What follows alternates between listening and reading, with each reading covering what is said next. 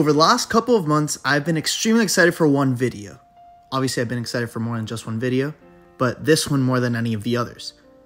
The Disney Animated Universe Theory, which is similar to the famous Pixar theory and similar to a video I made a couple months back on the DreamWorks theory, stating all the films and shows in that world are connected. The release of Wish, the 100-year anniversary film of the Disney universe, which actually connects to a couple of films in this world, there's no better time than now to make this video. So welcome to Big Flick Energy, and it's time to discover the Disney Animated Universe Theory and the full order to watch this expansive world. Before I begin, 2 notes. First, I didn't include projects like a Goofy movie because that's evidence that it has its own world, which is a video I have planned for the future actually. Second, I'll be running from project to project, giving a brief rundown of what happens in each of those films and shows, and whenever I get to a project that connects to something else, I'll bring up those Easter eggs and what it connects to specifically. But with that, it's time to go into the Disney Animated Universe Theory, and this is a very long world, so buckle up.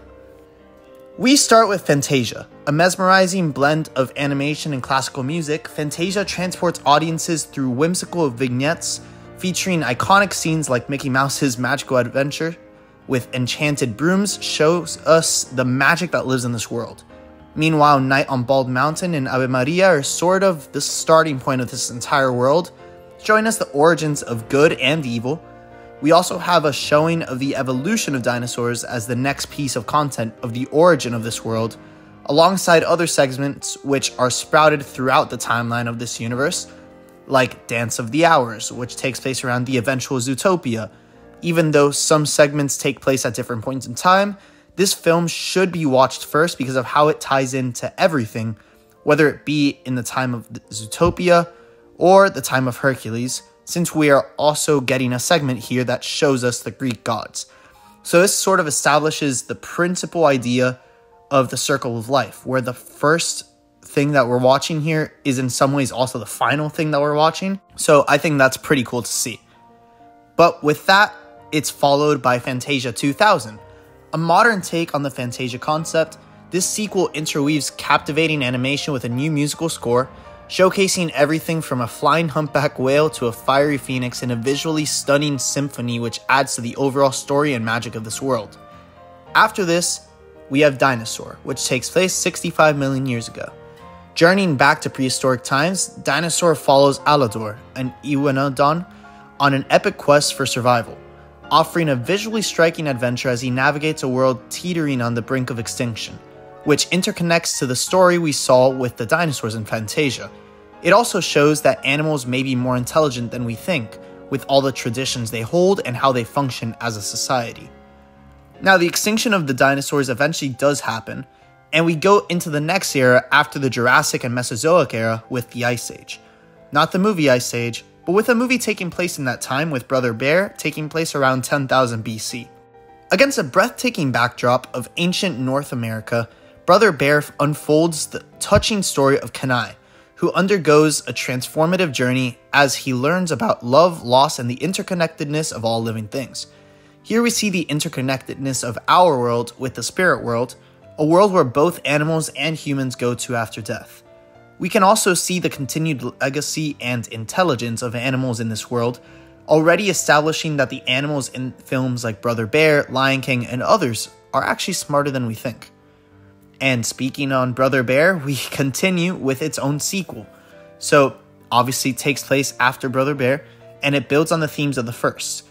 However, it delves into Kenai's life after his transformation, exploring themes of love and acceptance as he grapples with his identity. We also see how the afterlife or spirit world has more power than we may think, showing how grand magic is in this world. We then continue to another film that deals with the spirit world in The Lion King, which takes place specifically before Hercules, and I'll get into why it takes place before that soon. But this is set in the vast pride lands of Africa, and The Lion King introduces us to Simba's coming-of-age journey, marked by tragedy, redemption, and the enduring cycle of life, where we once again are shown the spirit world and how living characters can communicate with the dead through seeing Mufasa talking to Simba in the movie. We're also treated to Timon singing the song It's a Small World, a song that will come back in a later film, showing the potential origin of the song itself. After, or I guess during, is The Lion King 1.5. Offering a hilarious twist on the classic tale, this film reveals the untold story of Timon and Pumbaa's perspective, injecting humor and a fresh angle into the events of The Lion King. The ending also shows us a ton of characters we know from a ton of Disney animated movies that aren't even around at this time yet, and just the concept of Timon and Pumbaa having a remote control doesn't make much sense. So I actually watched this film for how they impacted the story of Simba and less for all those added cameos, even though they're a lot of fun to see. We continue with the Pride Lands in The Lion Guard Seasons 1 and 2. The Lion Guard series follows Simba's son, Kion, as he assembles a diverse team of young animals to protect the Pride Lands, showcasing themes of leadership, friendship, and conservation. And this definitely expands the world of The Lion King, and it's actually a pretty fun series. It continues going into the spirit world where we do see Mufasa again, and it does show that these animals may be more powerful than we know through the specific roar of Kion has. After we have The Lion King 2, Simba's Pride. It's a direct sequel to The Lion King, and this film explores the tensions between Simba's pride and a group of outsiders, intertwining romance, loyalty, and the enduring legacy of the Circle of Life. And after, we go back into The Lion Guard with Season 3. This season of The Lion Guard actually takes place during the events of The Lion King 2, and it offers a deeper look into Kion's adventures and Kion's leadership as he faces new challenges during a time of conflict in the Pride Lands. In a similar vein to the final episodes of the Clone Wars that took place during Revenge of the Sith, that's pretty much what The Lion Guard Season 3 is in comparison to The Lion King 2, where it is during that movie. So after this, we then go to Hercules the series. And once again, I'm going to explain how Lion King connects, but I'll get into that when I get to that movie, not the series. So this is set in the heroic world of ancient Greece, where Hercules the series chronicles the young demigod's escapades as he hones his skills, faces mythical monsters, and learns the true meaning of heroism with adventures taking place before his feature film, which we'll now talk about, Hercules, taking place in 1200 BC. With this film bursting with humor and vibrant animation, Hercules follows the titular hero's journey from zero to hero, tackling challenges, forming friendships, and ultimately discovering where he truly belongs. This film interconnects to two projects. First, it connects to Fantasia with the reintroduction of Greek gods like Zeus, and then it also connects with the Lion King of all films, in the form of a rug Hercules puts over his head, and this rug is undoubtedly identifiable as the body of none other than Scar, villain of the Lion King. You cannot tell me that's not him. It also connects to another film, but we'll get into that project later. But with that, we continue to Moana, which takes place in the 1st century AD. This Pacific Island-inspired adventure follows the spirited Moana as she sets sail across the ocean, confronting mythological creatures and her own destiny, showcasing themes of self-discovery and environmental harmony. And once again, we see how spirits come back in the forms of animals to our world to guide their family in a similar way to what was seen in both Brother Bear and The Lion King. We are also introduced to our first Disney princess in Moana. Just like Hercules, this is a film that focuses in on the demigods, but rather than the Greek gods, it focuses on the Polynesian gods like Maui. Not to mention, we also see the genie's magic lamp in Tamatoa the Crab's treasure collection, which establishes that at some point this treasure was here, but eventually found its way over to the Cave of Wonders in Aladdin. And after this, we have the Sword in the Stone in the 500s AD. In a whimsical take on the Arthurian legend, the young Arthur is mentored by the eccentric wizard Merlin, who once again displays the power of magic in this world, as Arthur discovers his destiny to become the future King of England. We again will see an animal's intelligence in this world with the owl, and magic continues to play a strong role in this world in Aladdin in the 800s. Aladdin, a diamond in the rough, embarks on a magical journey with a genie, navigating the bustling streets of Agrabah and discovering the transformative power of love. Now, there's a theory stating Aladdin actually takes place in the deep future, but I don't fully buy it, so that theory isn't in this world. And this specific theory of all these stories taking place in the same world wouldn't make sense if Aladdin takes place at the end of time. This film also shows the intelligence of animals again with Abu, Raja, and Iago. And this film and time period mainly connects through the power of wishing and just magic as a whole. We also get to meet another Disney princess in Jasmine. After is Aladdin: The Return of Jafar, where Jafar's vengeful return challenges Aladdin and his friends in this direct-to-video sequel, continuing the adventures in the mystical city of Agrabah. We then continue with Aladdin the series. Expanding on the world of Agrabah, this animated series follows Aladdin, Jasmine, and friends as they encounter magical threats and embark on exciting escapades. And to close out the time period of Aladdin, we have Aladdin and the King of Thieves. On Aladdin's wedding day, it takes an unexpected turn with the arrival of the 40 thieves, leading to new revelations about Aladdin's past and his father.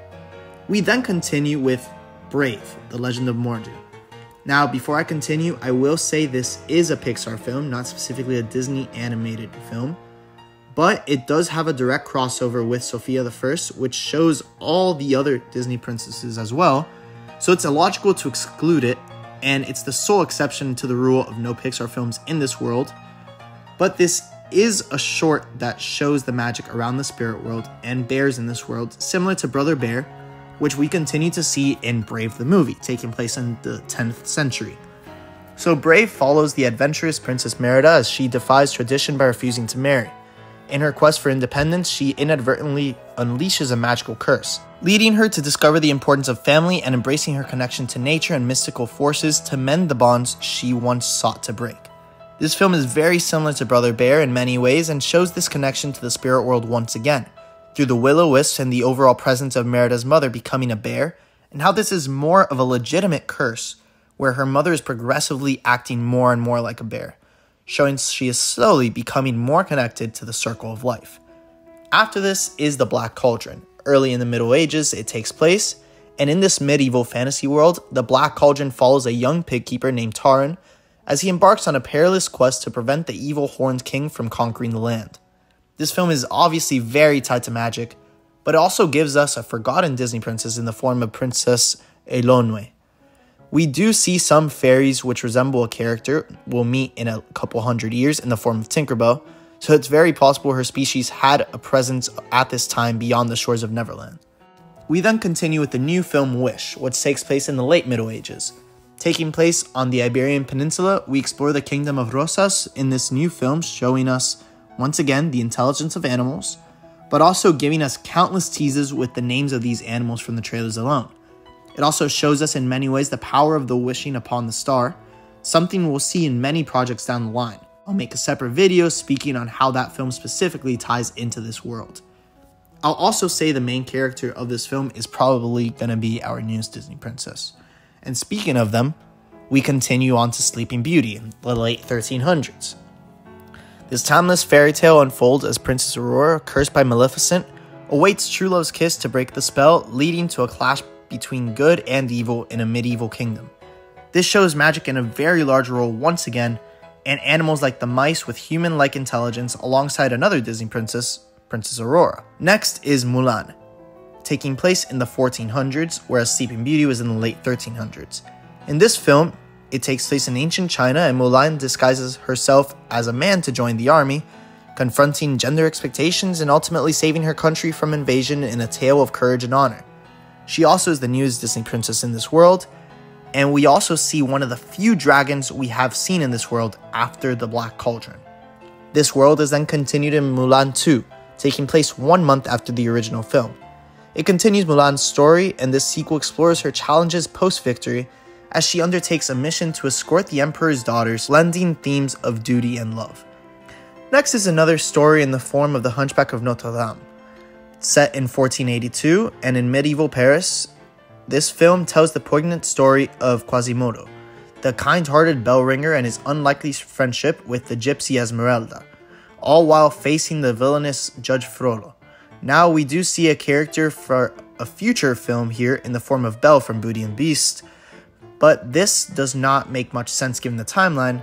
However, my explanation for this is that the character we see is actually an ancestor of Belle. It fits the timeline and makes sense as to why this ancestor of Belle is in this provincial town, despite Belle wanting to depart from that type of lifestyle. It establishes that her family and ancestors have lived in this type of civilization for about 200 to 300 years, until the events of Beauty and the Beast.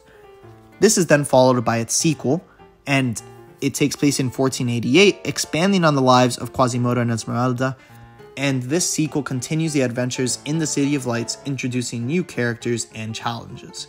After, we go to The Emperor's New Groove in the late 1400s, which is a comedic romp set in a fictional Incan empire, where The Emperor's New Groove follows the arrogant Cusco as he transforms into a llama and embarks on a journey of humility and friendship. We are also introduced to a very important antagonist in this world in the form of Yzma, who will actually return in a later film as the antagonist once again. This film also shows us the evolution of science in this world in comparison to magic, something that will play a larger role down the line. But for now, let's go into the next project, Kronk's New Groove. And in this spin-off, it focuses on Cusco's former advisor Kronk as he strives to build a new life and open a restaurant, adding a humorous touch to the aftermath of the Emperor's New Groove, which is then followed by the Emperor's New School. And this follows Cusco's misadventures, and in this series, it explores his life after the events of his movie and Kronk's movie, and navigates school and learns valuable life lessons. We then continue off to the 7D, which takes place before Snow White, and it offers a whimsical prelude to Snow White's tale, and the 7D explores the adventures of the 7 dwarves before their iconic encounter with the fairest of them all, which takes us into the titular film, Snow White and the 7 Dwarfs, which takes place in the early 1500s. This timeless classic unfolds as Snow White, the first ever Disney princess, who is being pursued by the jealous evil queen, finds refuge with the 7 dwarves in their quaint cottage in the forest. Here we see her connection with the animals and the magical creatures living in this world. The next film is a different story to tell, with Raya and the Last Dragon also taking place in the 1500s. But in this fantasy world of Kumandra, Raya embarks on a quest to find the last dragon and save her kingdom from an ancient evil, blending action, friendship, and self-discovery. So at this point, all the dragons from the Black Cauldron are gone, and Mushu the dragon from Mulan is gone as well. And this story basically focuses on her role in comparison to the last dragon. But this will also not be the last dragon, and we will get into that in many stories down the line, but that'll be in a long time. So for now, we move on to Pocahontas, taking place in 1607. In the early 17th century, Pocahontas navigates the cultural clash between Native Americans and European settlers, finding a connection with Englishman John Smith. In this film, we are reintroduced to what we saw a long time ago with the spirits, speaking to the living with Brother Bear, Lion King, and Moana. Pocahontas also joins the family of Disney princesses in this world, and it is followed by its sequel, Journey to a New World, in 1612. Here, Pocahontas journeys to England, facing new challenges and decisions that will shape the future of her people, as she grapples with the complexities of bridging 2 worlds. This is then followed up by Beauty and the Beast in the late 1700s, so there's a bit of a 150, 60, 70-year gap there. So this timeless tale unfolds as Belle, an avid reader, becomes entangled in the enchanting story of love and redemption within the walls of a mysterious castle, because she wants to leave these small towns and this small life. This life that her family has had since the time of the Hunchback of Notre Dame, or maybe even before then. We first saw her family, like I mentioned in that film, with her great-grandmother, but this film connects to the others primarily by showing the power of curses and magic in this world. After is Belle's magical world. During Beauty and the Beast is when it takes place, it's at the same time. So expanding on Belle's life in the Enchanted Castle, this film explores the relationships between Belle and the enchanted objects, adding depth to their characters. This leads directly to Belle's tales of friendship. It is also set during Belle's time in the village, and this film delves into Belle's friendships and adventures beyond the castle walls. After this is Beauty and the Beast, The Enchanted Christmas. It's a holiday-themed continuation where this film explores the magic of Christmas as Belle and the Beast prepare for the festive season. I had no idea there were so many Beauty and the Beast animated projects until working on this video, but with that, we then continue into the world of The Little Mermaid with Ariel's beginning, in the early 1800s. This prequel delves into Ariel's early life, exploring her vibrant underwater world and the events that led to her fascination with the human world. The world of Little Mermaid gives us a couple of connections to the other films. Yes, we see Ariel's connection to animals again, but what's bigger is who her father is, King Triton, ruler of the seas. Now, I don't believe the theory that he's the brother of Zeus, because that title goes to Poseidon, who we actually do see in the projects related to Hercules. Instead, I see Triton as potentially the grandson of Poseidon, who eventually took the title as King of the Seven Seas from Poseidon. Now I say grandson because we have actually met Poseidon's son, Triton, in the Hercules series, and he's a kid that looks nothing like Poseidon. So I believe Poseidon's son Triton, who seemed to have an ego in the show, named his own son Triton, and that's the Triton we eventually see in Little Mermaid, or I'm not really sure how it works in terms of when you become a father as a Greek god. So maybe this is actually the great-grandson, great-great-grandson, who knows. But somewhere down the line, this Triton started his own line of Tritons, and that is the king we see in this movie. We then continue to The Little Mermaid the series, which follows the adventures of Ariel, Flounder, and Sebastian under the sea, where they face various challenges and adversaries in their enchanting underwater kingdom. Next is the movie itself, The Little Mermaid, in the early 1800s, and Ariel's tale of love and sacrifice unfolds against the backdrop of both sea and land, as she strives to be with Prince Eric despite the challenges. Here we see Ariel also explore a shipwreck under the ocean, which could connect to a shipwreck we see not too long in the future as a flashback in the eventual film Frozen. One of the earliest scenes in The Little Mermaid features the film's protagonist Ariel exploring the ruins of a sunken ship in search of treasures. One common theory is that the ship that Ariel swims around is actually the very same ship that the King and Queen of Arendelle traveled on to reach Rapunzel's wedding. Wait, Rapunzel? Yes, Rapunzel.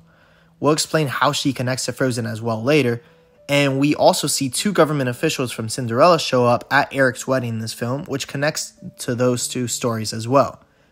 Now we can discuss the Rapunzel connection because we've arrived at Tangled, taking place in the 1830s to the 40s, somewhere around there. And in this visually stunning 19th century setting, Tangled follows Rapunzel's journey from her tower to the kingdom, embracing her destiny and discovering her true identity. So the theory behind why the shipwreck Ariel explored is the shipwreck from Frozen is detailed in where the stories of Little Mermaid, Frozen, and Tangled take place. Tangled takes place in Germany. Frozen takes place in Norway. Little Mermaid takes place in Denmark. To get to the wedding in Germany from Norway, the ship they go on would need to cross through Denmark. So the geography actually checks out. But what is the foundation of this? Well, when the guests are arriving to Elsa's coronation as Queen of Arendelle, we see two of the guests to arrive are Disney Princess Rapunzel and Flynn of Tangled, establishing them as part of the same world. If they were invited to the coronation, it makes sense they invited the former King and Queen of Arendelle to their own wedding.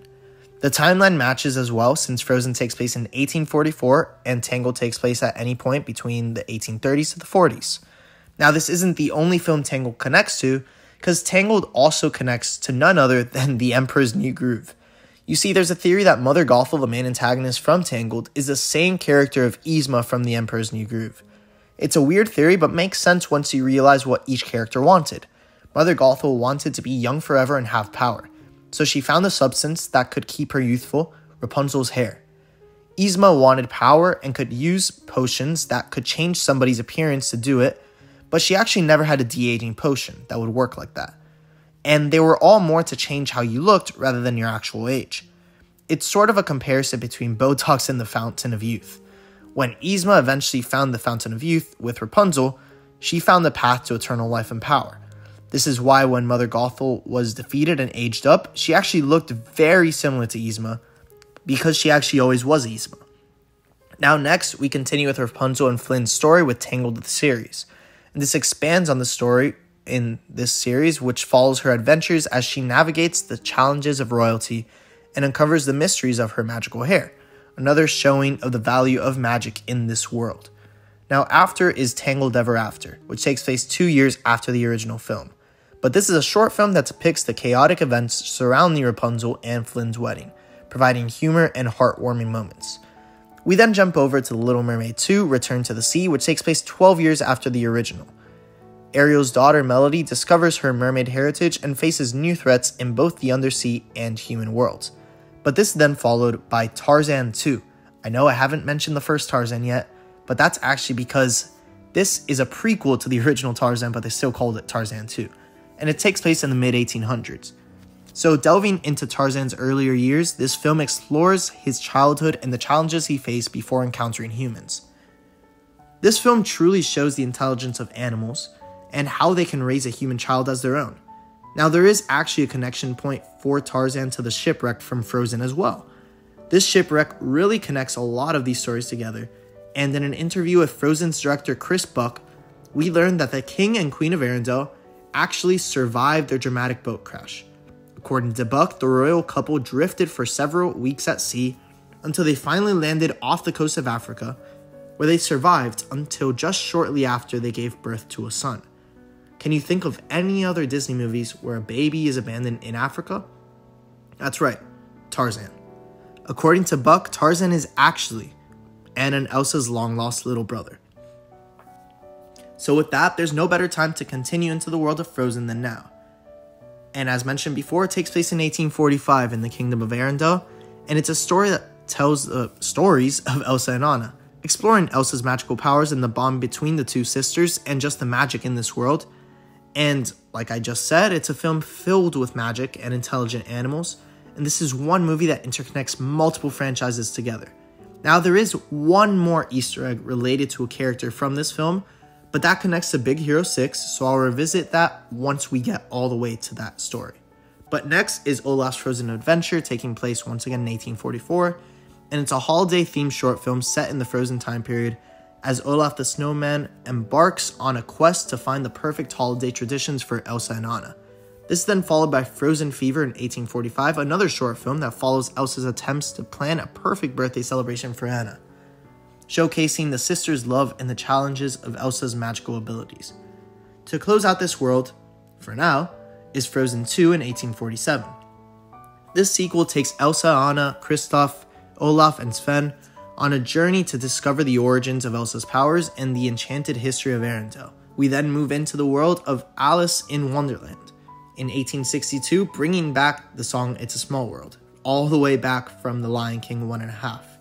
So Alice's whimsical adventures in Wonderland unfold in the mid-19th century. Filled with eccentric characters and surreal landscapes, this definitely deals with magic in a lot of ways, but it also connects to a very different film in the form of The Great Mouse Detective. Although a small connection, the character of Bill the Lizard plays a role in both films. Bill first appears in Alice in Wonderland as the White Rabbit's Cockney handyman. We catch up with Bill again as a member of the Ratigan's gang in The Great Mouse Detective. The Great Mouse Detective takes place 35 years later, and some lizards can live up to 50 years, so it's entirely possible Bill left Wonderland and saw a complete change of profession within these 35 years. We then continue with the world of Cinderella, which takes place in the mid to late 1800s. The classic rags to riches story set in a charming kingdom where Cinderella's kindness and grace captivate the heart of a prince. She's arguably the most famous of the Disney princesses and shows this with her connections to animals and to magic by making a wish and it being granted. And next is Cinderella II, Dreams Come True, a collection of short stories continuing Cinderella's life post-Happily Ever After, exploring her new role as a princess. After is Cinderella III, A Twist in Time, which is a time-twisting adventure, and it challenges Cinderella's happily ever after as the wicked stepmother seizes the fairy godmother's wand. Magic Wand establishes that while there are magic individuals like Elsa and Maleficent, some people are only magic because of an item, like this magic wand or the sword in the stone.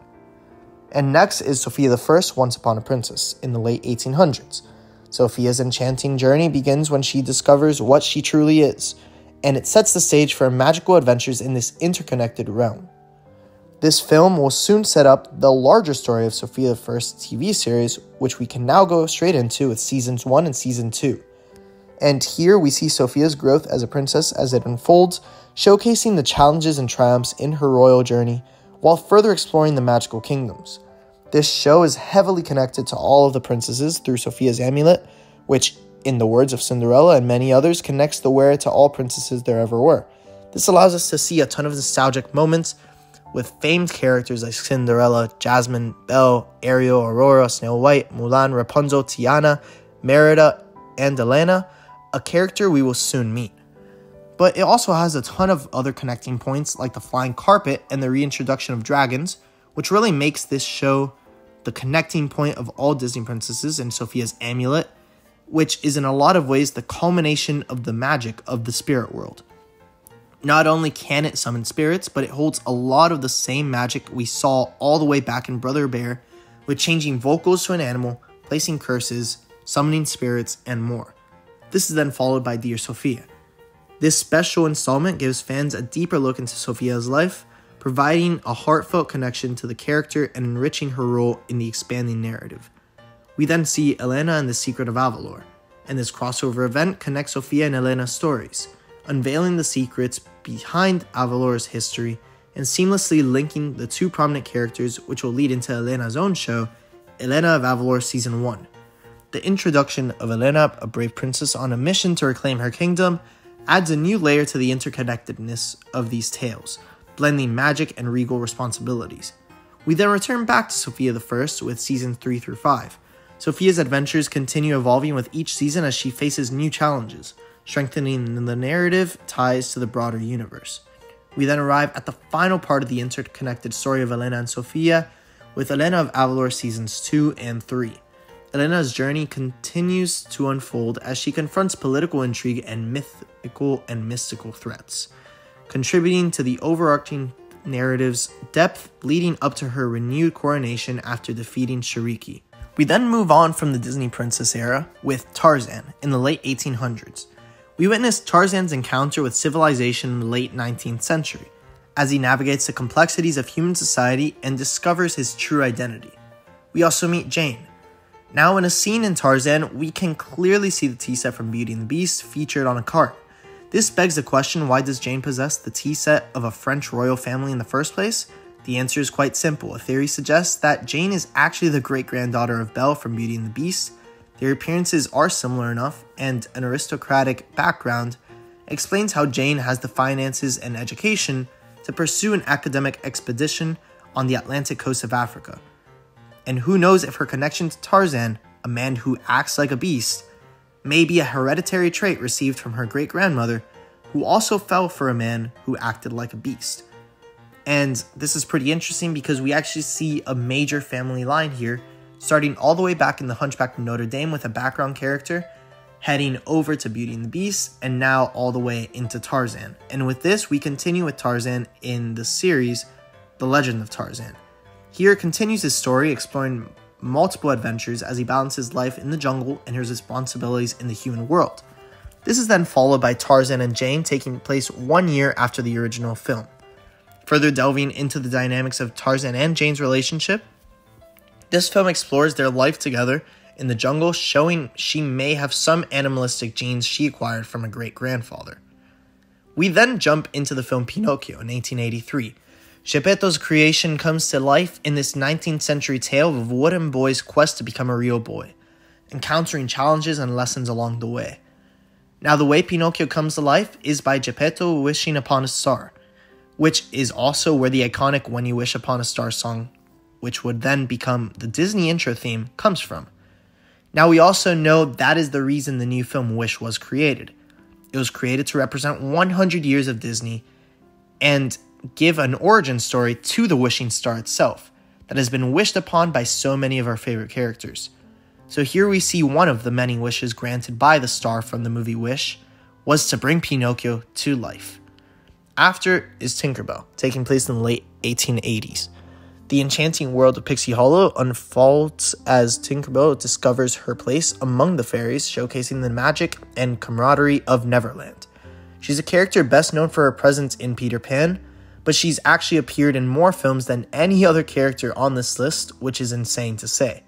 Obviously, this continues to show magic with fairies and believing you can fly, but with that, the next project is Tinkerbell and the Lost Treasure. Tinkerbell embarks on a journey to find a magical moonstone, facing challenges and forging new friendships in this magical adventure, which is followed by Tinkerbell and the Great Fairy Rescue. Here, Tinkerbell's encounter with a human leads to unexpected discoveries and a bond that transcends the fairy world. This is then followed by Pixie Hollow Games, and here the competitive spirit of the fairies takes center stage, as teams from Pixie Hollow compete in various challenges. This is then followed by Tinkerbell's Secret of the Wings, where she explores the forbidden winter woods, discovering the secret of her wings and the interconnectedness of the seasons, which is then followed by the Pirate Fairy, where it introduces a rebellious fairy, Zarina, and her connection to the infamous Captain Hook, the main antagonist of the Peter Pan films, bringing a swashbuckling adventure to Neverland. We then close out these 10 hours worth of Tinkerbell movies with Tinkerbell and the Legend of the Netherbeast. Tinkerbell's encounter with a mysterious creature known as the Netherbeast challenges the fairies to rethink their perceptions of the wild. In a lot of ways, these Tinkerbell films help show us the ways that nature and magic cross paths in a closer time period to the modern era. A lot of the films as of late have been about royalty. So in a lot of ways, this franchise helps with keeping us in the known with the natural world at this time. After his home on the range in 1889. In this comedic western tale, mismatched farm animals band together to save their farm from foreclosure, embracing themes of friendships and resilience. This film definitely shows the intelligence of animals, as does the next film, The Jungle Book, in 1893. Mowgli's adventures with jungle creatures unfold in the late 19th century, as he learns the laws of the jungle and faces the threat of the fearsome tiger Shere Khan. The sequel to this film comes right after, with The Jungle Book 2. Mowgli's adventures in the jungle continue as he grapples with the call of the wild and his longing for the human village, leading to encounters with old friends and new challenges in the late 19th century. Now we're starting to enter the era of films where animals show their intelligence on a larger scale. Also, I want to make it clear that the timeline for the Disney Animated Universe theory has a lot of similarities to the DreamWorks theory. However, the DreamWorks theory has a better, more easy to follow story where you know what the ultimate goal of each side is. But I'll get into what the purpose of the Disney Animated Universe theory story is at the end of this video. But we continue with another heavy animal film with The Great Mouse Detective in 1897. In Victorian London, Basil of Baker Street teams up with Olivia Flaversham to thwart the evil plans of the villainous Ratigan, creating a captivating detective story set in the late 19th century. This is then followed by another film about mice with rescuers in the same year. Bernard and Miss Bianca, the adventurous mice, embark on a mission to rescue a kidnapped orphan named Penny. Delivering heartwarming moments against the backdrop of the late 19th century, we also see Bambi and his mother during the song Someone's Waiting for You, establishing that their story is soon to come. But I actually instead see this as just another deer and her son, establishing the circle of life that will eventually happen in Bambi, happens more times than we know. And in Rescuers, we see animals reaching a level of intelligence on par with humans, given the way they wear clothing. The world is starting to see how intelligent animals are. Whereas The Great Mouse Detective very much focused on mice, Rescuers shows us humans as well, and the interactions humans can have with some of the more intelligent animals, which we continue to see in The Rescuers Down Under, where the daring mice duo travels to the Australian outback to save a young boy and an endangered golden eagle, offering thrilling adventures in the late 19th century. This will then be followed by the adventures of Ichabod and Mr. Toad in 1907. Capturing the charm and spooky atmosphere of early 20th century tales, this film adapts classic stories, The Wind in the Willows and Washington Irving's The Legend of Sleepy Hollow. It shows the Headless Horseman, another mystical creature in this world, and also Ichabod's intelligent horse. Not to mention Mr. Toad, who is extremely intelligent and interacts with, once again, intelligent mice. Interesting that mice are always the ones that are intelligent.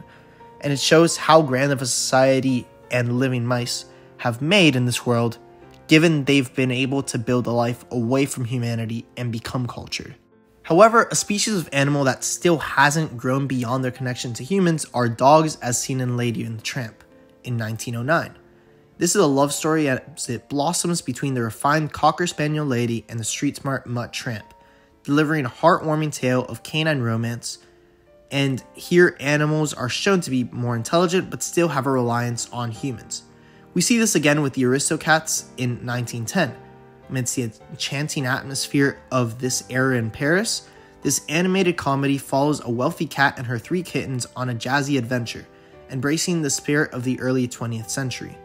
This, unlike Lady and the Tramp, follows cats rather than dogs, and after is the sequel to Lady and the Tramp with Part 2, Scramp's Adventure in 1911. The adventures of Lady and the Tramp's rebellious son Scamp unfold against the backdrop of family bonds and lessons learned. This then takes us to a very different story which ties in the Tinkerbell films with Peter Pan in 1912. Here we explore Neverland with Peter Pan, Wendy, and the Lost Boys as they face off against Captain Hook in this timeless adventure set in the early 20th century. It establishes a world of magic with Neverland where people never age, displaying a similar magic to what we see in Tangled. It's rumored the magic that keeps people never aging here is actually the pixie dust, which is kept by the fairies. I'm a believer that the sundrop flower, otherwise known as the golden flower from Tangled, is what pixie dust actually comes from, and is in a way the pollinating the pixies like Tinkerbell do.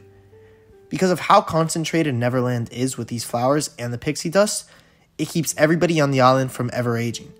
In this film, we also see from afar the Darling family house from Lady and the Tramp, while Peter Pan, Wendy, and her family are flying together, establishing these two films to be connected. This is then followed by Jake and the Neverland Pirates, which takes place after Peter Pan, and this spin-off series introduces a new generation of young pirates including Jake, Izzy, and Cubby, as they embark on adventures in Neverland. This show has multiple appearances from characters like Captain Hook and his crew, Tinkerbell, Peter Pan, and Wendy and her family, pretty much confirming this Neverland to be the same one from the Peter Pan films and the Tinkerbell films. It also shows, same as Peter Pan, all the adventures that there are in the ocean and how much magic and lost treasures can surround it. We continue seeing this oceanic magic with Atlantis: The Lost Empire in 1914, which is a unique blend of science fiction and adventure. This film follows Milo Thatch, a diverse crew on an expedition to discover the lost city of Atlantis in the early 20th century. As mentioned before, this world shows the magic in the oceans, with sea creatures in Atlantis itself, which makes one wonder, did King Triton from The Little Mermaid and Poseidon from Hercules rule over Atlantis as well as their gods, leaving kings and queens to run Atlantis as its own city-state within the seven seas? I believe it's a yes, but that's just an assumption and a story that could be fun to explore in the future. After, we have The Princess and the Frog in 1926. Set in New Orleans during the Jazz Age, this film follows Tiana's journey of self-discovery and love, capturing the spirit of the Roaring Twenties. Now, what's pretty interesting is Tiana does show up in the show Sophia the First, but she also doesn't really know what's going on, so it's possible that's more of an apparition from the future, trying to help Sophia get where she needs to be, rather than a spirit from the past. Now, the most obvious connection for Princess and the Frog is the display of the intelligence of animals and how some animals are actually humans that are cursed, which could explain how intelligent some of these animals are. This curse we see where the protagonists become frogs resembles that of Brother Bear to an extent, even in the fact that humans can't communicate with animals unless if they become an animal. This is the case unless if humans have been raised by animals, which is also the case in Tarzan and The Jungle Book. Also, while the other films in the past have shown the connection humans can have to the heavenly spirit world, Facilier shows there is a similar power coming from the hellish spirit world, which we know to be ruled by Hades in the past from Hercules' time. This film also has another connection to the larger world through connections to Aladdin. Facilier, the villain in this movie, reminds me a lot of Jafar from Aladdin in many ways, so it's no irony it turns out these films are linked. For one, we see the genie's magic lamp has been kept by Mama Odie, who is a magic user, and has a strong connection to the spirits. So it makes sense for her to have acquired an item like the magic lamp, and maybe have it even passed down to her from her family, who has used its magic.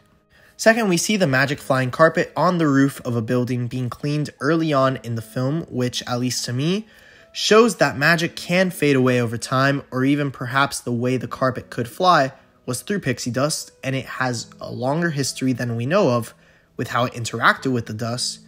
But as we know in Peter Pan, pixie dust fades over time. And speaking on that, we can then continue back to the world with Peter Pan II, Return to Neverland, in the year 1940. Wendy's daughter Jane experiences her own adventures in Neverland during World War II, adding a touch of wartime nostalgia to the magical realm. To me, this is once again a demonstration of how the world around Neverland keeps on aging and going through time, but Neverland stays the same, holding it back from joining the circle of life, something we'll see much further in the future, where the world is trying to stay away from the circle of life, even though the world keeps on pulling it back. Next up, we have Dumbo in 1941. Join Dumbo, the adorable flying elephant, on a heartwarming journey through the circus world in this classic tale set in the early 1940s. This film partially shows the intelligence of animals once again, but also the capacity some of these animals have to fly even without pixie dust. Is it magic? Maybe. But I see this as more so just a connection between the spirits and nature as a whole, where if need be, they can make something different to help them learn a lesson or to live out their life fully. This is then followed by another film showing the intelligence of animals in Bambi in 1942. Experience the joys and challenges of the forest through the eyes of the young deer Bambi, as he grows up amidst the beauty of nature. This is followed by its sequel or midquel, meaning it takes place during the original, Bambi II, the Great Prince of the Forest. This midquel explores the relationship between Bambi and his father, the Great Prince of the Forest, during the events of the original film. And with that, we can go back to the world of Atlantis with Atlantis Milo's Return in the late 1940s. This is a sequel to Atlantis the Lost Empire, and this film follows Milo and his team as they face new challenges and discoveries in various corners of the world, once again displaying how expensive and magical the oceans can be. Now, in a bit of a change, we have Strange World, a mysterious entry into the world of Disney, where Strange World promises a unique and fantastical adventure in an undisclosed setting. I say it's a bit of a change because I don't believe this takes place in the Disney animated universe, but rather as a film in the world, trying to show how valuable connection with nature is and can be, as this world has already seen bears live amongst humans in Brother Bear, and crocodiles live amongst humans in Princess and the Frog, but has also seen humans hunting deer in Bambi, despite knowing of the intelligence of these animals, and humans abusing elephants like in Dumbo's movie.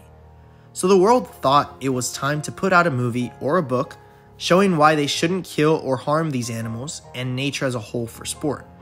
It also makes sense given the way it's filmed, where they even show it to us as if it's supposed to be an informative old school film, by starting with the crackling screen and old announcer voiceover, and the film ending showing that it's actually a comic book we've been following the story of, which pretty much confirms me saying this is just a book or film within this world and not an actual event in this world. And something pretty interesting is we just finished the Atlantis story, and when you see the book of Strange World be closed, if you look very closely, you can see an Easter egg to another book that has the Atlantean language in it, which shows that maybe the story of Atlantis was a book itself and not real. But the way that I look at it is more now Atlantis is known to the humans, or at least to some humans, and now we have a book in writing of it. So I'm curious who was actually the person reading the book of Strange World. Maybe they have a connection to the story of Atlantis as well. But this then continues with The Fox and the Hound in 1952. This follows the unlikely friendship between a fox named Todd and a hunting dog named Copper. And in this heartwarming tale, it's set against the backdrop of unchanging and changing rural landscapes. Now, this is a real story in this world, unlike Strange World, but this is a story that deals heavily with the intelligence of animals and the relationships that they have. However, it also shows the animalistic tendencies of animals, despite being more intelligent than previously thought. Something we've been able to notice is even though these animals have human-level intellect in a lot of scenarios in this world, their tendencies are still similar to the animals they are. We see this mostly in The Lion King being explained through the circle of life, and I see it in the same way in The Fox and the Hound, with how this story plays out truly being the circle of life taking shape. And I know I keep on mentioning the circle of life, but I'll get to why at the end of the timeline for this world. This is then followed by its sequel or midquel, The Fox and the Hound 2, and it explores Todd and Copper's friendship as they navigate the challenges of fame and loyalty in a country music setting. After, we have Encanto in the 1950s. Set in Colombia, Encanto follows the Madrigal family who live in a magical house with individual powers, as they face challenges threatening their enchanted home. It shows how humans too can connect with magic, but only when in tune with nature, as they actually live hidden in the mountains in this enchanted place known as the Encanto. But the magic is being disturbed because of the pressures being put on the new generation, which could be a sign that they are losing focus of where the magic came from, which is truly why they are losing their magic. We do hear Luisa mention Hercules in one song when she sings, "Was Hercules ever like, yo, I don't want to fight Cerberus?" Now obviously Hercules is a Greek tale in our world as well, so it's not saying, look, these movies are connected. This version of Hercules even shows up in Luisa's montage and doesn't show anything that looks like that movie. But we have to remember this entire montage is based on what Luisa imagines, and it wouldn't make sense for her to imagine exactly what Hercules actually looked like, so I just wanted to mention him as it's a pretty fun nod. Next up, we go to a film very much focused on the intelligence of animals with 101 Dalmatians, which takes place in the early 1960s. Classic tale of canine courage unfolds as Pongo and Perdita strive to outsmart the villainous Cruella de Vil. As the title states, we're following a family of 101 Dalmatians, which is pretty wild when you think of it, and this is followed by its sequel, Patch's London Adventure. It focuses on one of Pongo and Perdita's puppies, Patch, and in this film it follows his adventures and dreams of becoming a one-in-a-kind wonder dog. It shows these intelligent animals again, but they are still limited by the confines of being pets. It's become evident by now that while all animals have intelligence, they have a pull to their animalistic tendencies, and for Dalmatians, which have been groomed for generations to be pets, despite their intelligence, it's what they seek to be.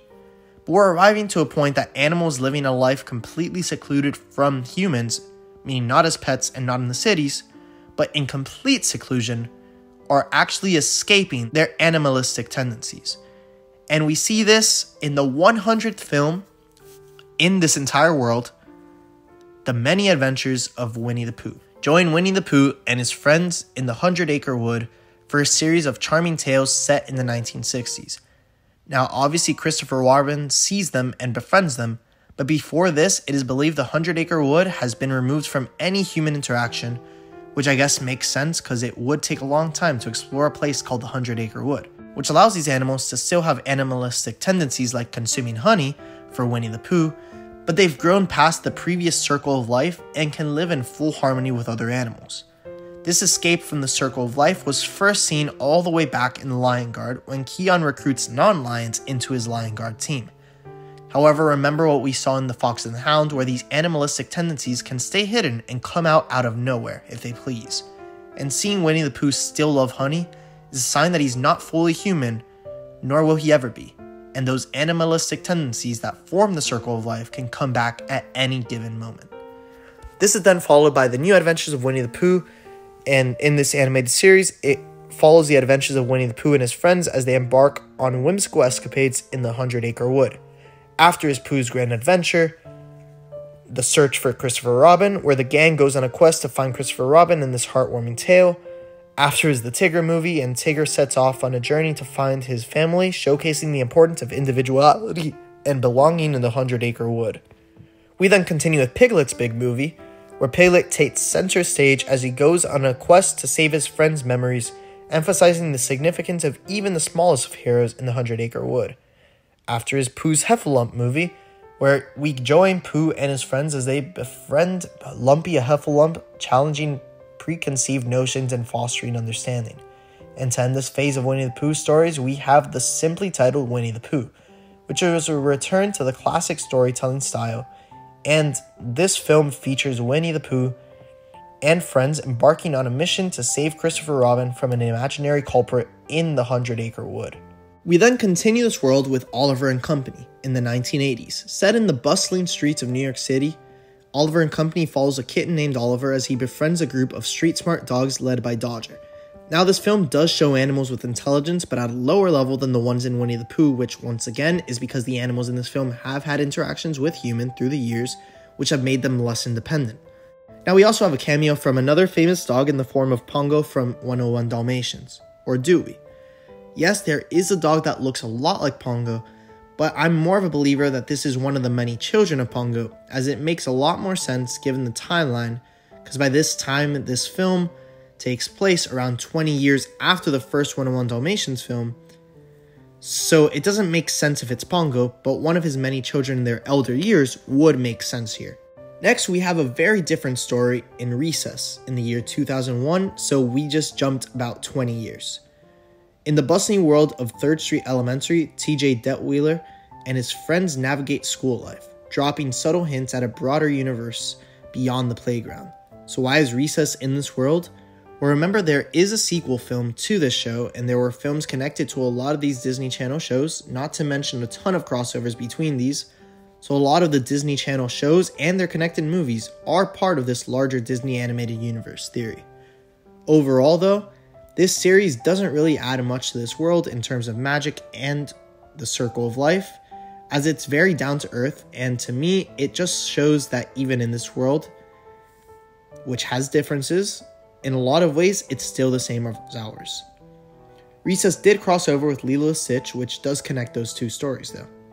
And this is again true with its sequel film, Recess School's Out. When summer arrives, the gang discovers a secret plot to eliminate summer vacation, expanding the scope of their adventures beyond the school year. This is then followed by the Proud family once again in 2001. Penny Proud and her eccentric family bring honor and heart to the timeline, where their escapades seamlessly integrate with the larger narrative.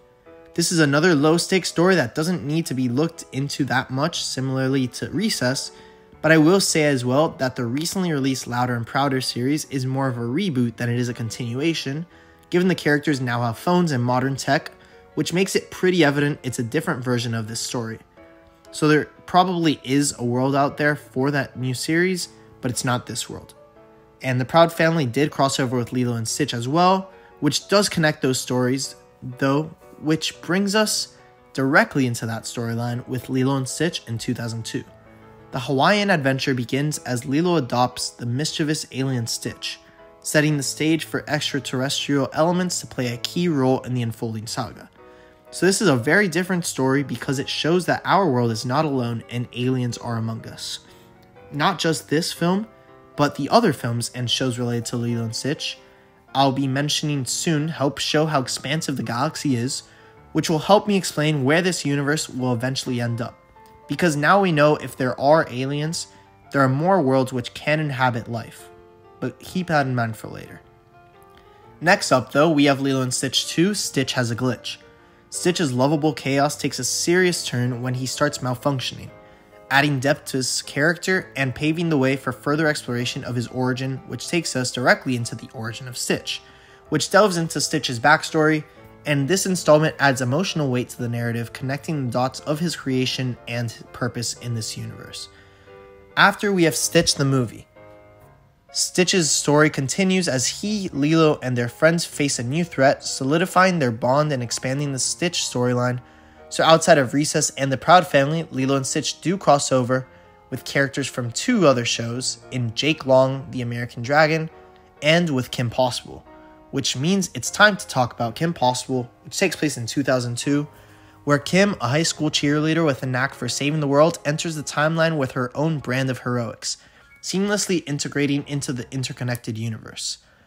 This show establishes how advanced technology is getting in this world, and I am a firm believer this level of technology arose when the aliens first arrived, because before the story of Lilo and Stitch, outside of Atlantean tech, which is secluded, and Strange World tech, which is just a movie or a book in this world, we haven't had much advancement of technology until now. I will say Yzma had insanely advanced technology as well, but she's also a character that was too self-obsessed with power that she kept all of her tech to herself and instead used her potions, which we established in Tangled. She eventually shifted to just using straight magic instead of tech also. We continue to see this in Kim Possible movie, So the Drama, in 2003. Kim faces high-stakes drama as she contends with love troubles and a diabolical plot, adding a layer of complexity to her character within the larger narrative. This is then followed by Lilo and Stitch the series. Stitch's adventures continue on a global scale as he helps capture and rehabilitate his cousins, providing a bridge between the original film and future developments. Amongst those future developments is Leroy and Stitch. The grand finale of the Lilo and Stitch saga sees the gang facing a new experimental threat, marking a pivotal moment in this story, and I say grand finale, but that's just for now. After we have the Proud Family movie in 2003. The Proud family faces wacky misadventures when Penny's wish for a simpler life goes awry, adding a comedic touch to the expanding narrative. Now it also shows the evolution of tech with Dr. Carver, a scientist in the vein of Yzma who creates these peanut people and even a clone of himself. So we'll continue to see this evolution of tech in this world, but we also know that magic still lives in this world strongly. And we see this through American Dragon Jake Long, taking place from 2005 to 2007. Jake Long's teenage dragon adventures bring magic and mythology into the timeline, intertwining seamlessly with other fantastical elements. Jake Long is very similar to the last dragon with Sisu, who also shifts between human and dragon form in the movie Raya and the Last Dragon. So Jake is the continuation of Sisu's legacy here with a forgotten beast, but it shows magic in many ways as well throughout the entirety of the show, alongside showing us the intelligence of animals like Foo Dog, which shows us that animals are reaching Winnie the Pooh level of intelligence even if they have interactions with humans, but more so if they have connections with nature or magic, which Foo Dog obviously does. This just continues to show how connected magic and nature are in this world, which we continue to see in My Friends Tigger and Pooh in 2007. A whimsical detour with Winnie the Pooh and friends provides a lighthearted break, showcasing the diversity of storytelling within the broader universe, and it also is our last story in the world of Winnie the Pooh until they release something new. And when I say something new, I do not mean Winnie the Pooh Blood and Honey. I mean its sequel. No, I don't mean sequel. Alright, but next is Bolt 2008. And in this story, the canine superstar Bolt's journey introduces a new dimension to the narrative, exploring the bond between pets and their owners. However, because of how much of Bolt's life has revolved around humans, he is not in tune with nature or magic, as is nowhere near the level of intelligence of Winnie the Pooh or Foo Dog. And this is very obvious throughout this film, and it's just because of his interactions with humans. But next, we have Wreck-It Ralph in 2012. Ralph's quest for recognition in the gaming world introduces viewers to the digital universe, with nods to various franchises and expanding the narrative's scope. It shows how advanced the technology in this world actually is, with all of the video game characters being fully knowledgeable and cognizant beings that can make their own decisions. But in a way, their desire to continue replaying their same games despite the villains even needing to talk about how they didn't like being villains, but knew they had to. This is actually another way that we can see a form of the Circle of Life, where the Circle of Life is kind of written into the code of the story. Now, this film does have a lot of Easter eggs, but they're more for the larger video game industry, so I'll hold off on speaking on that, but that brings us into its sequel, Ralph Breaks the Internet, in 2018. Ralph and Vanellope's exploration of the internet introduces a plethora of Easter eggs and references, connecting the digital realm to the larger narrative. This film does show all the Disney princesses, but as actual Disney characters, and in a lot of ways, this film sort of drives a disconnect with what truly belongs in this world. The only explanation of how this makes sense is proper documentation of the stories of these princesses throughout the years to give them accurate representations in the internet. Based on how Sophia I knows exactly who the princesses are during her time, it's possible knowledge of them carried on through time, which is also why magic is so strong in this world, because the world has kept the memory of magical events alive through time. Next is 101 Dalmatian Street, from 2018 to 2020. This unique perspective on the Dalmatian family adds a canine dimension to the interconnected stories, showcasing adventures in the modern world. This is a legacy sequel to the original 101 Dalmatian films and takes place in the modern day. Outside of intelligent animals, the series doesn't do much, but that brings us to another legacy sequel series in the form of Stitch the Series, from 2018 to 2021.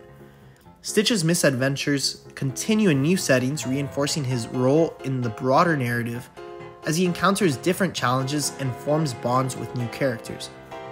Now, this series is actually a Japanese anime, or I guess all animes are Japanese, so it's just an anime, but has a lot of overarching characters from the original show, especially Stitch. But it isn't a reboot, given it acknowledges Stitch's time with Lilo in the past, giving us an episode where the best friends meet again and say their goodbyes.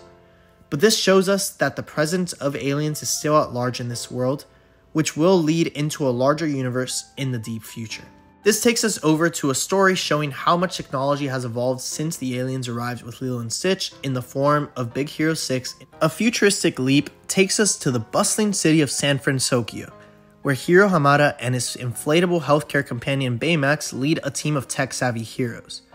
While technology is at large in this film, it also shows that where there is no nature, there is no magic, and animals just aren't intelligent at all, like Hiro's Aunt Cat is. It's just not a smart cat. Now, one interesting character in this film is Fred, who is actually the son of Stan Lee's character, but is also a descendant of the villain of Frozen, Hans. It would explain why they have so much money to own the house they do in a housing market like San Francisco, that I'm guessing has even higher inflation in the year 2032 than we do today in our world. But we do know he has this relation because, well, a statue of Hans was destroyed in this film, and it was within the House of Fred. I absolutely love this connection because of how many generations it spans, alongside it having legitimate evidence to back it. And I find it pretty cool because now we have 2 legacy families in this world. Or I guess we have a couple more. We also have the Dalmatians that have a legacy family. But I'm speaking more in terms of the legacy families of humans, where we have Tarzan, Jane, the Beast, and the Beauty, and then we go back to Hunchback of Notre Dame, where we see Belle's ancestor in the background. And now this is another family that we have with Fred and Hans. Now another connection point is the officer from this movie having a picture of a dog and a woman at his desk. The woman being the animal shelter guard from Bolt, and the dog being Bolt himself, sort of establishing that Officer Gerson and the animal shelter guard are related in some way. This then continues on to Big Hero 6, the series. The animated series continues the adventures of the superhero team, exploring new challenges and villains, offering a deeper dive into the Big Hero 6 universe, which is followed by Baymax, which focuses on healthcare companion Baymax, and this installment provides a unique perspective on his role in helping people, showcasing the softer side of the futuristic narrative. And 5 years later, we go into Meet the Robinsons in 2037, where the movie does not take place in that year, but when they time travel to the future, that is when it takes place in 2037. And here we see that the Robinson family's time traveling escapades connect to the broader narrative, offering a glimpse into a quirky future and establishing links to other stories. This shows how much more technology has advanced in just 5 small years since Big Hero 6, and how it continues expanding. It also shows the intelligence of even dinosaurs who were once connected with nature, as we saw in the first true film in this entire franchise with the film Dinosaur. It also takes us to a time where frogs can marry women, and not like Princess and the Frog, where it's a man cursed to be a frog. No, a literal frog marries a woman, and it's because of the intelligence these animals have at this point in history, even if there is no connection to magic or nature, because tech has allowed for animals to match human intelligence, and has even brought about time travel to this world. But I would also say, unlike Big Hero 6, where animals are not intelligent, they are very much in the middle of a packed city without any nature, whereas you look at the surroundings of the house and Meet the Robinsons, and there's a lot more nature to go around. You can tell it's a family that has nature in mind. They have a pet dinosaur, so definitely there's a lot more nature, which also helps that growth.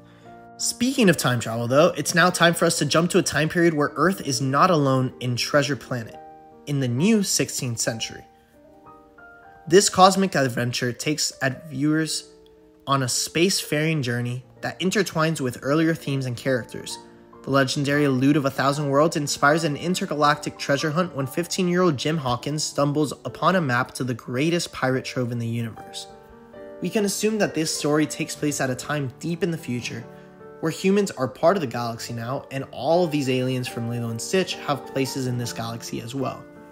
We also have some knowledge that this film takes place in the 16th century, in this new timeline, which makes sense if you go based off of how we have BC and AD in this world. And we know we have this because this world isn't free of religious events back from the time of Noah's Ark, where according to Fantasia 2000, Donald Duck actually played a role in. That kind of establishes that there was a time where animals would live in harmony as equals, but it also establishes that we've arrived at a point where we're past BC and past AD, and now the intergalactic age has begun. A matter of fact, this intergalactic age has been holding out strong for about 1600 years. Maybe it actually takes place closer to the present day than we think on Earth, and now we started using this intergalactic way of describing time, but specifically for this world. But we'll get back to another specific way of telling time in the next part. There is a point where the humans and animals have some sort of agreement to part ways. Humans still want to keep animals as their pets, despite stories like Strange World in the past being shown to the world, but animals are reaching a level of intellect where they shouldn't be lesser than humans anymore. So it will eventually lead to a time period in Treasure Planet where we know there are other worlds out there and animals and humans will come to an agreement where animals will be given their own world to start their own time. This New World's timeline begins with Robin Hood in the year 94. The medieval adventures of Robin Hood add a historical touch to the interconnected tales, showcasing the diversity of settings within the overarching narrative. Keep in mind, animals have been seen throughout time and have always been wearing older clothing and have never been modernized. So they'll start their own world in previous time period, which is how they decide to build out their world. But over time, we eventually reach Chicken Little in the year 251, where Chicken Little's comedic misadventures contribute to the overarching narrative, proving that even in the future, lighthearted chaos finds its place as these animals are becoming more and more similar to humans in every way. And for the final film in this world, we have Zootopia in the year 262. By this point, this animal world has grown a lot, and it's already reaching the levels that we last saw in Big Hero 6. Because in Meet the Robinsons, we didn't really get to see the larger world. We more focused on that in Big Hero 6, and it's already reaching those levels with how expansive it is. And in 262, the modern mammal metropolis of Zootopia becomes a focal point, introducing anthropomorphic characters and addressing contemporary themes, expanding the narrative in unexpected ways. While Chicken Little was in a small town where farm animals lived in harmony, Zootopia shows the big city life that can be had in this world, but doesn't ignore the farm life by showing Judy the rabbit's family care at farm. Now this film does show a serious problem with animals having their own society, which is the animalistic tendencies they are hiding. Nature has forgotten to be part of nature, and lions are living in harmony with rabbits. Something is wrong here, and it's the circle of life being ignored in every way. This was until Bellwether's strategy to make these beasts revert back to base settings and their animalistic tendencies. As soon as she does this, all of the held-in beast comes out and makes these animals extremely brutal and desperate to actually bring back the circle of life, no matter who they need to kill to get it.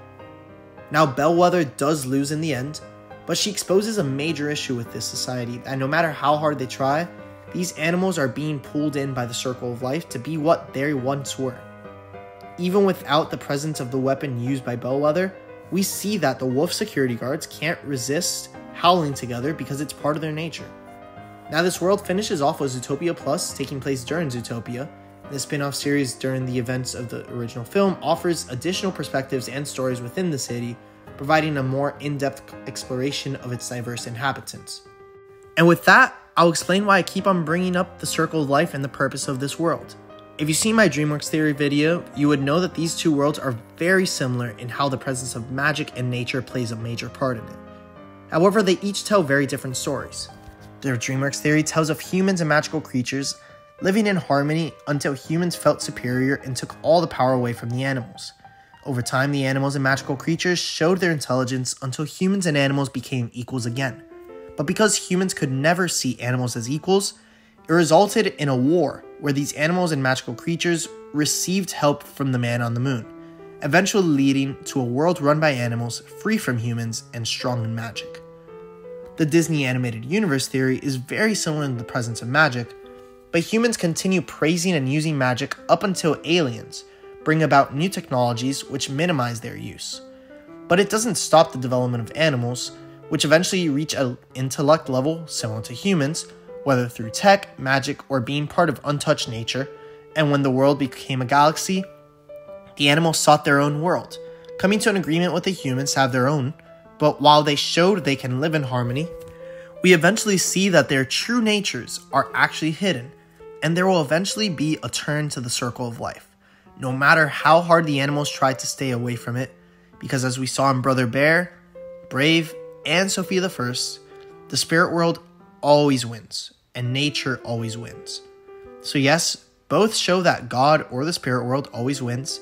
The only difference being the man in the moon proved that, and the spirit world still has a story after Zootopia to return the world to a state of continuity through the circle of life. So, that's the Disney animated universe theory. I know I haven't posted much lately, but a big part of it has been that this video took forever to work on, and I think you can see that just by the runtime of this video. And it also took a long time to do research on, But now it's finished, and until I make the sequel video going into depth with how Wish fits in this world, which will be soon, thank you for watching this video. Please comment down below if you think all these films and shows are connected, if you think Pixar should be included in this world as well, and if you prefer this world or the DreamWorks theory. And please like and subscribe. See you next time on Big Flick Energy.